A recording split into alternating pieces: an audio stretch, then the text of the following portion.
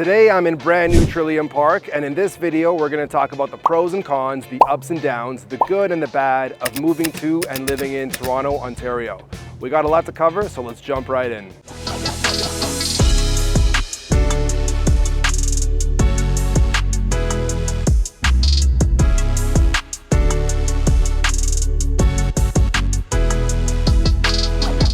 If this is your first time to the channel and you'd like to know everything there is to know about moving to Toronto and the surrounding area, then subscribe below so you could learn about the market conditions in Toronto. My name is Philip and I've been helping families invest in Toronto for over 10 years. So if you're looking to move in 8 days or 80 days, love to help you out. Feel free to give me a call, send me a text or shoot me an email.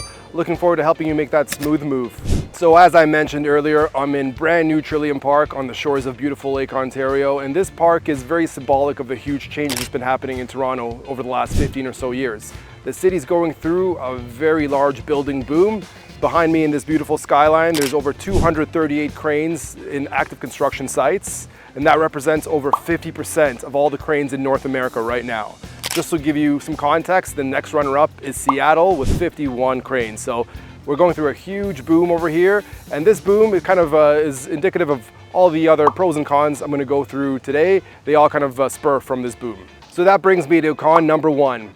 Endless construction. Like I said, 15 years of building boom, no end in sight. We've had road closures, we've had entire neighborhoods that have been shut down for periods at a time. Our highways have been shut down. That leads to a lot of other tertiary things that happen. One example that I'd like to point out is we have a new subway line that's been proposed, and Queen Street, a major street down the center of our city, is closed for 5 years. If you're moving to this city, I want you to expect that construction will be a part of your day-to-day life, something you can't really escape over here. Okay, that brings me to my next con, and that's the house prices are very expensive here in Toronto.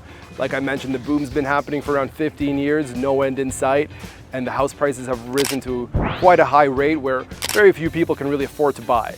So just to give you some context, condo nowadays, a one-bedroom condo sells on average for around $500,000 Canadian dollars. Two-bedroom condo, you'll be closer to around $1 million Canadian.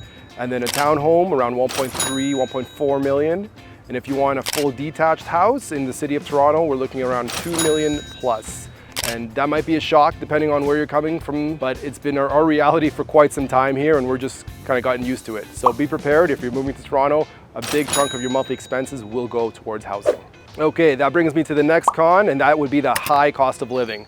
So as I mentioned, housing will definitely be a big portion of your monthly expenditure, but also eating out, groceries, entertainment, transportation, all of these are also elevated in the city of Toronto. If you move out to the suburbs and you want to commute a little bit, the grocery prices and the eating out pricing will definitely be a little bit lower. So just keep that in mind. Depending on where you want to live in Toronto, your monthly budget will definitely be affected by that. Okay, moving right along. The next con is the worst traffic in Canada. You heard me right. Toronto is known for bad traffic, but it actually has the worst traffic in our whole country.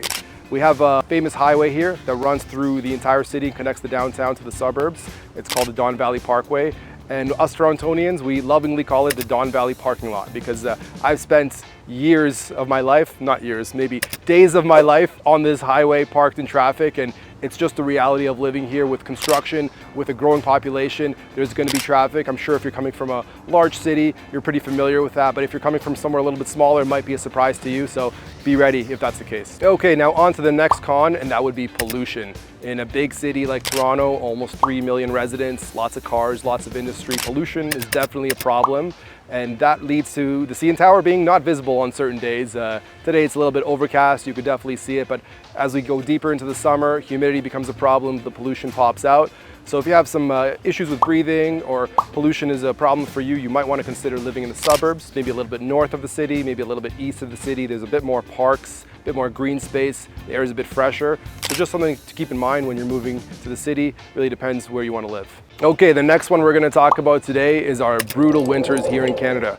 If you've never experienced the winter, I definitely recommend at least checking it out for a couple of days. But if you're moving here and you have to live through it, I want you to know what you're up against. We have 4 months of very strong, very cold winters. They start in December, they wrap up usually in March.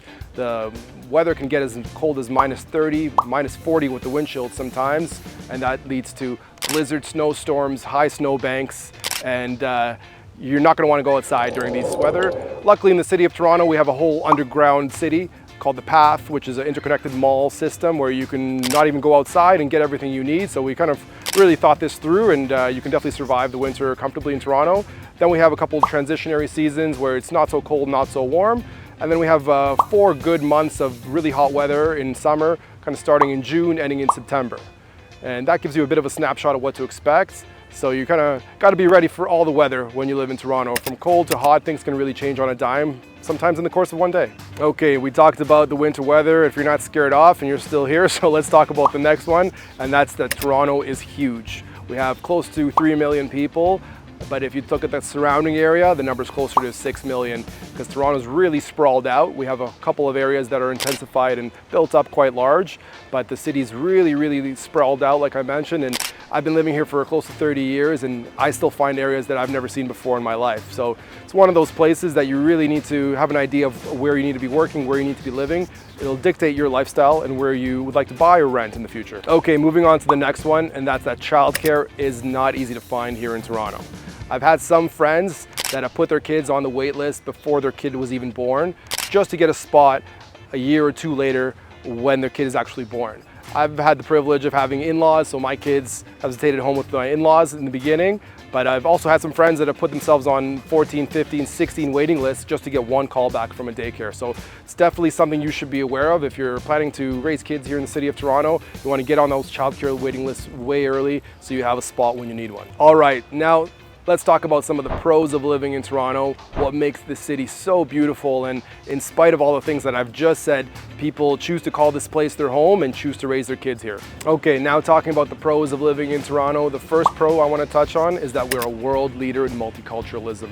Over 50% of the residents of Toronto come from a different country, including myself, and that makes us very strong. The schools here celebrate diversity and inclusion. The neighborhoods celebrate everything about Toronto as well. Our Greek town, our Little Italy, our Chinatown are all thriving neighborhoods with individual vibes. So really, you can feel at home here no matter where you come from. And the motto here is diversity is our strength. You see it in the people, you see it in the city, and it's really what makes us amazing here. Okay, the next pro we're gonna talk about here today is the amazing food scene in Toronto. We have literally some of the best restaurants in the entire country right here at your doorsteps in Toronto. We've got the best pizza outside of Italy, the best butter chicken outside of India, and pad thai, and you name it, you can find it here. If you're looking for something close to what you've experienced at home, you can definitely find it here in Toronto. We're also on par with a lot of the modern trends that are happening, healthy eating, gluten-free options. You can often find those at a lot of the restaurants you're at. So if eating great food is important for you, you're gonna fit right in here in Toronto. Okay, the next pro we're gonna talk about is entertainment. Toronto has some of the best entertainment in the entire country. We have 4 major sports teams, the Raptors, the Blue Jays, the Leafs, and Toronto FC, and they have a really busy schedule of games that you can check out in person. We also have all kinds of live events, live concerts. The Rogers Centre is our main hub for entertainment. It's a beautiful stadium with a retractable roof. All the big bands in the world usually put it as a stop on their world tours. And then there's a lot of family fun activities you can do, like visit CN Tower, tour Ripley's Aquarium, or visit Toronto Centre Island, which is actually right here behind me, with a lot of its own amusement parks and a lot of games and activities for kids. So whatever you're into, Toronto definitely has an activity or a group that fits your need because it's such a diverse city with so many different cultures that you're going to fit right in. Okay, the next pro we're going to talk about today is that Toronto is the economic engine that drives the entire country. We have the headquarters of the 5 major banks right over here in downtown Toronto. And then in recent years, Toronto's emerged as a big tech hub for all of North America. We're currently the 3rd largest tech hub ahead of San Francisco and New York. And all the major tech players have head offices here. Amazon, Facebook, Google, Apple, all of them have really large offices that have recently opened. So finding a job in the city is quite easy. You can have jobs at different skill levels. We like to say finding a job is easier than finding a house. A little jab at our housing market here. Okay, the next pro we're going to talk about is the great schools here in Toronto. Whether you're looking at elementary, high school, or post-secondary, there's some amazing options that are not just the best in the country, but sometimes the best in the whole world that's being offered here in Toronto for you and your kids. Our public school system is well funded and scores very high on test scores, and our private school system features some great schools like Upper Canada College or Bishop Strachan School. And then in the post-secondary department, we have many very good options focused on research, focused on learning, just like U of T, which recently produced an amazing professor, Geoffrey Hinton, the godfather of AI, who is poached by Google, but he's definitely started his career at U of T, and he's still a strong presence over here. So whether you or your kids are looking for some great schooling options, we will definitely fit those needs here in Toronto. Okay, the next pro we're going to touch on is the low crime rate in Toronto. Statistically speaking, a city of 3 million people would typically have quite a lot of crime, but we have a very low crime rate. I'm not saying there's no crime, there's definitely some things that go down, but it's very low compared to what you would see in typical American city or even other parts of the world. For example, gun violence is a very rare occurrence. If we see it on the news, it's a bit of a shock to us still. You know, Canadians are known to be friendly, so that type of activity is not something that we normally see. Guns are also not so readily accessible at stores. You do need a license. It is very regulated by the government to actually get a gun. Not quite like some areas in the States where it's a lot more accessible. So whether you're out late by yourself at night or just traveling around the town with your family, you can be sure to be safe here in the beautiful city of Toronto. All right, the next pro we're going to touch on today is the airports in Toronto. We have two major airports. One of them is right behind me over here called Billy Bishop Airport. This is more of a mid-range airport. You can get to New York, you can get to Chicago, you can get to Montreal pretty quickly, and it's right downtown, so it's very convenient. And then our other airport is the largest airport in the country, and that's Pearson International Airport. It technically isn't in Toronto, it's Mississauga, the city right next door. But from this airport, you can get anywhere in the world in a relatively close amount of time, and it's around 40 to 60 minutes away from downtown Toronto depending on traffic. So you can really get anywhere you need to go in a very short period of time. All right, the next pro of living in Toronto is access to amazing healthcare. Most people may know that healthcare in Canada is free for residents and people with a PR, but the access to the type of healthcare that you get here is very, very high level. Our surgeons, our doctors are world class, and our institutions are specialized for different needs. For example, the Hospital of Sick Children is one of the best kids hospital in the entire country, and people travel far and wide just to get access to this hospital. So if you're in need of healthcare when you're here in Toronto, you're going to find access to some of the best ones possible. There you have it. Those are the pros and cons of living in Toronto, Ontario. Now, if you're thinking of making the move and moving to Toronto, I'd love to hear from you. Feel free to give me a call, send me a text, or shoot me an email. I'm happy to help you make that smooth move. That's it for today, guys. Just want to let you know that we're going to have a new video coming out every week, so don't forget to like and subscribe so you can be notified when the latest video comes out. See you on the next one.